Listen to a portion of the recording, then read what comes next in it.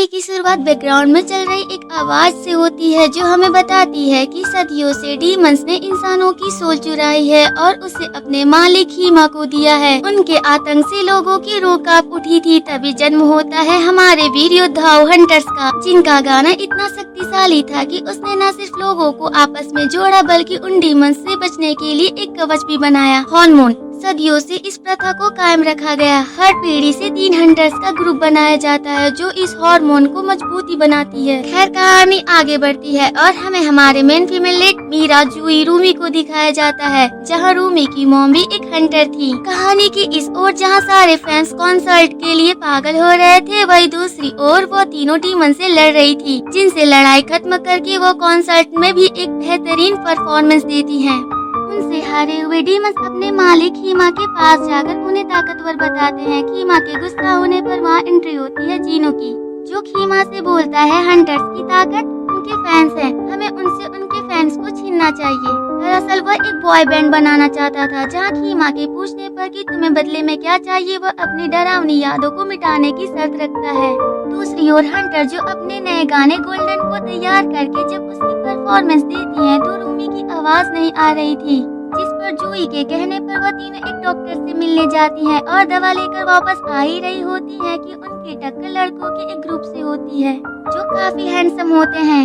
अपने सारे सामानों को समेटकर जैसे ही वह लोग आगे बढ़ती है, उन्हें वही लड़कों का ग्रुप रास्ते पर परफॉर्मेंस करते हुए दिखता है, जहाँ उन्हें ध्यान से देखने पर हंटर्स को पता चल जाता है कि यह डीमंस हैं। उन्होंने अपने ग्रुप का नाम सागा बॉय रखा था, जिनके एक ही परफॉर्मेंस से पब्लिक उनके लिए पागल सी हो गई थी। उनकी क्रेज पब्लिक में बढ़ती जा रही थी। साथ ही साथ डीमंस भी उन इंसानों की रूह को खींच रहे थे जिन्हें मारने के लिए जब हंटर्स उनका पीछा कर रही थी, तो उसी लड़ाई के बीच जीनू को पता चल जाता है कि रूमी भी एक डीमन है। सभी डीमंस को मारकर जैसे ही वह अपने कमरे में जाती है, तभी जीनू की एक बिल्ली और एक 3 आंखों वाला पंछी आकर रूमी को जीनू का एक मैसेज देती है, जहां वो रूमी से मिलने का जिक्र करता है। रूमी जैसे ही वहां पहुंचती है, जीनू उससे बताता है कि डीमंस भी हीमा के कब्जे में हैं। वह उससे आजादी चाहते हैं। जायज है रूमी उस पर यकीन नहीं करती है। तब जीनू उसे अपनी कहानी बताता है कि उसका परिवार बहुत गरीब था, जहाँ हीमा ने उसे अपने जाल में फंसाकर कुछ दिनों को शानो शौकत दी, फिर उसे सभी लोग राज दरबार से धक्के मारकर निकाल दिए और वह हीमा का गुलाम बन गया। कहानी आगे बढ़ती है। हंटर्स अपना एक न्यू एल्बम सॉन्ग लाती है जो काफी हिट जाता है, पर रूमी के शरीर के निशान उसके गले तक पहुंच चुके थे। इंटरनेशनल परफॉर्मेंस का दिन भी करीब आ रहा था और हंटर्स और सागा बॉय जोरों शोरों से नए गाने की तैयारी कर रहे थे।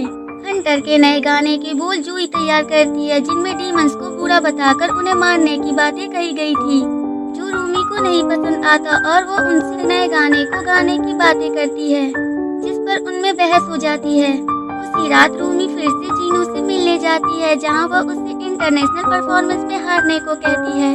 जीनू भी उसकी बात मान जाता है, क्योंकि इसी तरह डीमंस का एंड हो सकता था।